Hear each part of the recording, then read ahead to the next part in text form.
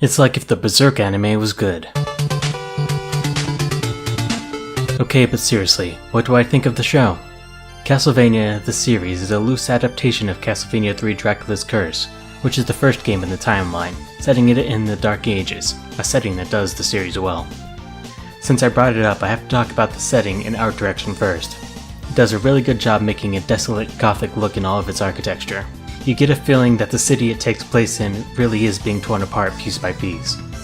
Speaking of things being torn apart, this show is violent. Very violent.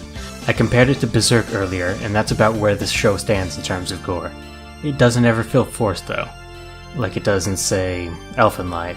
It's just part of the terrible world these characters inhabit. A neat detail in the architectural design is the use of electricity in Dracula's castle, making it seem like something that really stands out in a setting that's otherwise devoid of modern technology. It sets up what kind of man Dracula is without him even being seen. The character designs, especially on the 3 as of right now revealed heroes, is also top-notch, with Trevor's design with his cape being my favorite.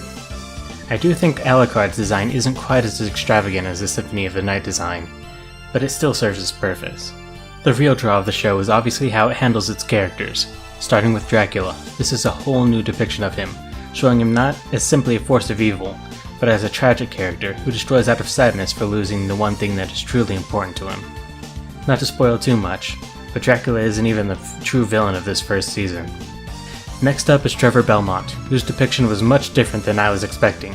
Instead of being some celebrated hero off to defeat the evil and restore peace, he's a washed-up drunken outcast, hated by pretty much everyone, and even accused of making things worse. He's hesitant to actually fight Dracula's hordes and keeps away into himself until he sees someone confronted with danger, after which his instincts as a Belmont kick in and he shows off his heroic side before going back to his usual ways. He slowly goes from being a bystander to a hero, but not through a sense of duty, but through circumstance and his own conflicting morals. There are other great characters too, but dissecting their stories would spoil some major plot points. If you've played Castlevania 3, you can probably guess who I'm talking about though. My gripes with the series are mostly that this first season doesn't really go anywhere. It's all set up for the second season. While the characters and learning their motivations is great, you'll probably feel a bit unfulfilled by the end. It seriously feels like a 4-episode long prologue. I just hope this means the second season will trim the fat and get right into the meat of the story, and that the road to Trevor's inevitable showdown with Dracula won't feel like it was rushed, like the ending of Samurai Jack did. If you have a couple hours to spend, then by all means give this a watch. If you want a full story though, it'd be best to wait for the second season to come around.